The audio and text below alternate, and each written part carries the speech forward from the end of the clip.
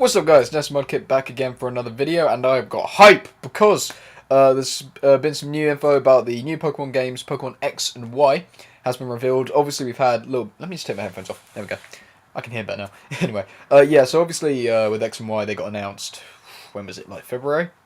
So we've had a little bit of info since then, but today we've had quite a lot of new info, so I thought I'm going to do a new video, give my thoughts on it, give my thoughts on everything we sort of heard since the announcement, because I only did, last time I did a video on Pokemon X and Y was the announcement. So since then we've had Sylveon, which is the new Eevee evolution. We don't know what type it is yet. Personally, my thoughts on this, pretty much because they're like, ooh, everyone's like, oh, I wonder what type it is, and it says that like everywhere. I'm pretty sure this is going to be a new type. I don't know if it's going to be the fairy type that everyone's talking about. I think that sounds kind of stupid, but either way, I think it's going to be a new type of some sort. I guess it could be fairy type, I don't know. So pretty much that out of the way, nothing too interesting there. After that, there was the new Mewtwo form, which looked pretty cool, I guess. It's going to be shown off in that new movie. Might watch it. I don't actually watch Pokemon anime anymore, but I do enjoy the movies quite a bit, so maybe I'll check it out. And we'll really learn more about that later. Haven't really got too many thoughts on that. Could have something to do with the Berserk gene, which if you remember back in, I believe, the Gen 1 games, I'm not sure if it was, I believe it was Gold and Silver actually first showed up. In Cerulean Cave where you could catch Mewtwo, there was actually an item behind it called the Berserk gene, which I believe, like, is a one use, and I think it doubled attack or something for one turn. But, I don't know, maybe this could become some sort of story element, I don't know. But that aside, that we've known about for a while, so that's not too interesting. Big stuff today. We've had 4 new Pokemon revealed, we've had a new trailer, we've had a crap ton of new features announced, and they all look really great. Okay, so I guess sort of let's start with these sort of mechanical updates to the games. Grid-based movement looks like it's gone. If you know in a Pokemon game, pretty much you tap forward once, you walk an entire sort of grid square like that, and you can only go up, down, left, right. You know, that's the only way you can go. But now it looks like grid-based movement is gone because you've got a nice handy analog stick on the 3DS, so you can move in all directions. So I don't know, it's only a small thing, but it's these kind of things that get me excited because I don't know why. But you know, it's just we've had this kind of thing from Pokemon since the beginning, and like it just feels like Pokemon only made tiny little jumps every generation. This feels like it's finally a really big jump, you know. So grid-based movement gone. Pretty cool, I guess. I don't know if that would mean anything for making glitches work, but I don't know. We'll find out about that once the game's actually out. Next thing, character customization is confirmed. At the beginning of the game, you pick from the male or female protagonist, both of which look pretty freaking awesome, I add. But now you can actually pick their hair and skin color at the beginning. I believe it's just stuck like all together. So, for example, you can pick a pale dude with blonde hair, a sort of well, not tanned, but like fair-skinned dude with brown hair, or you can pick a tan dude. Well, I don't want to say black. He doesn't look that black, you know. He looks sort of a tan dude with darker brown hair. And then for the girl, you can have a pale-skinned girl with blonde hair. You can have a fair-skinned girl with sort of sandy, darker hair, or a tan girl with black hair. So you know, there's like that. But it has been confirmed on the website as well that there will be customization involving clothes later on. What I'm kind of hoping is that you can walk into like a barbershop and get a haircut, because I want to see if they can get, you know, this into Pokemon, which would be pretty freaking cool if they did. I doubt it though, because I have not met many people who have this variety of hair, you know, so I don't know.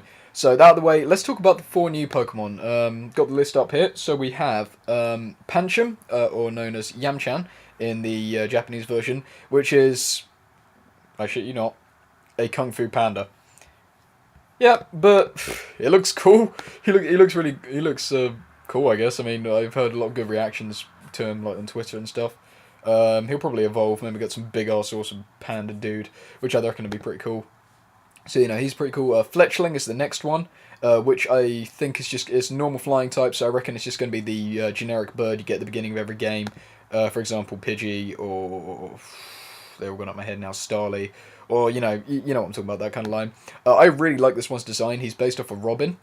He's a cute little guy. He looks pretty cool. I want to see what his evolution looks like as well. And I believe in the trailer you see him using a fire attack, which is interesting because his type is confirmed to be normal flying.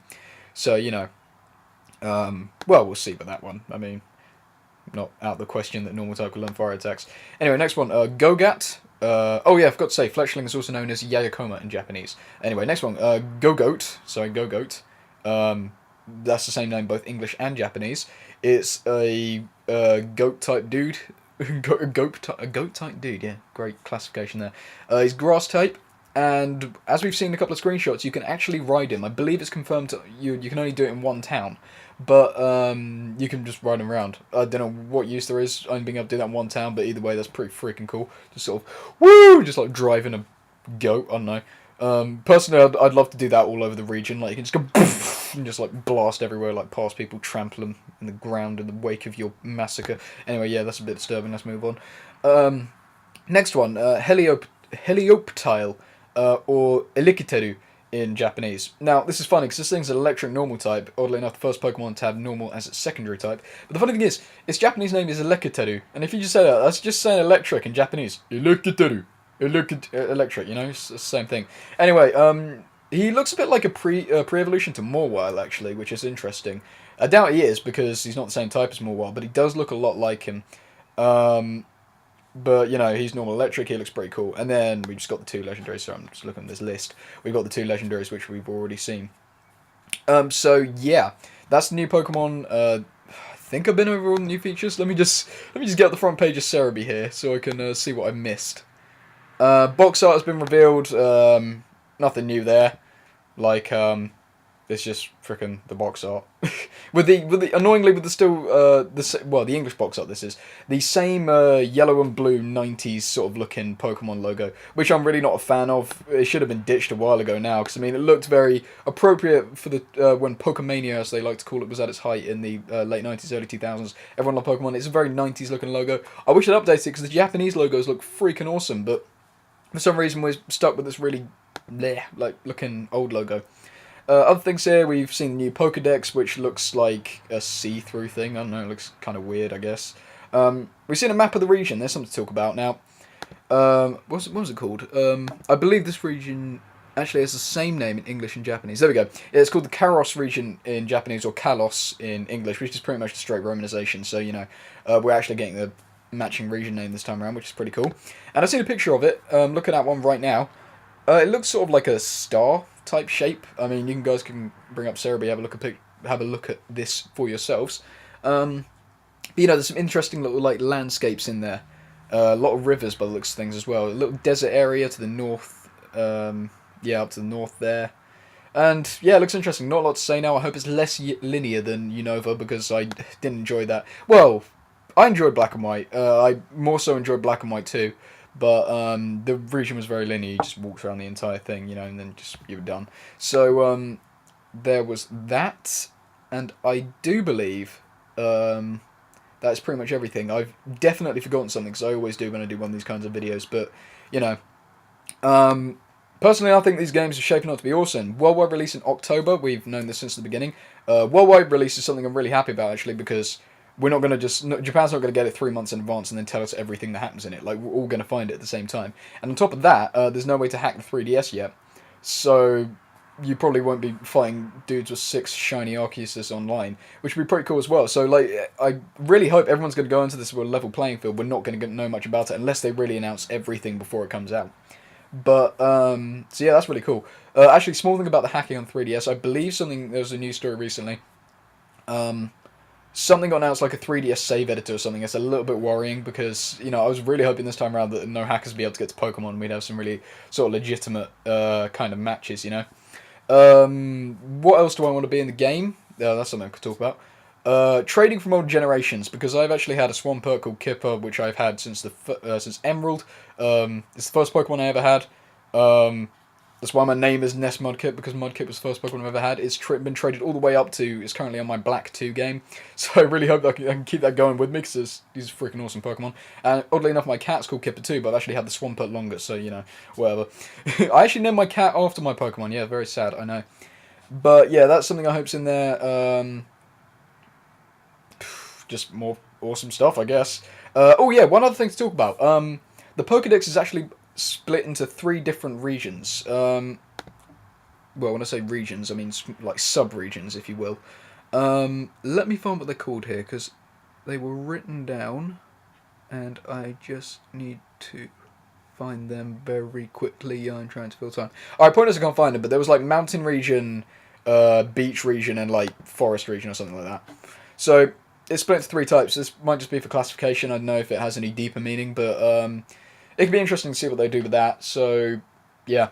Okay, now, if I remember, unless I remember anything else, I think that's everything. So, tell me what you guys think about the new Pokemon games down in the comments. Tell me what you want to see, what you're excited for. What starter you're picking. I'm picking Chespin because freaking love that guy. He's a little, like, I don't know what he is, but he's cute. And I hope he evolves into, like, a big badass thing with claws and it slices shit, I don't know. But the frog dude's pretty cool too, and Fennekin's pretty awesome. So, you know, tell me what start you're picking, tell me what you want to see, tell me what you're excited for, tell me your life story in the comments. That's about it. So, other videos coming up. Yes. I may have another one between now and next Friday. But, well, actually next Saturday, should I say. But next Saturday, not this Saturday, next Saturday's and Saturday the 25th. If you're an anime fan in the UK, you probably know that MCM Expo is going to be happening.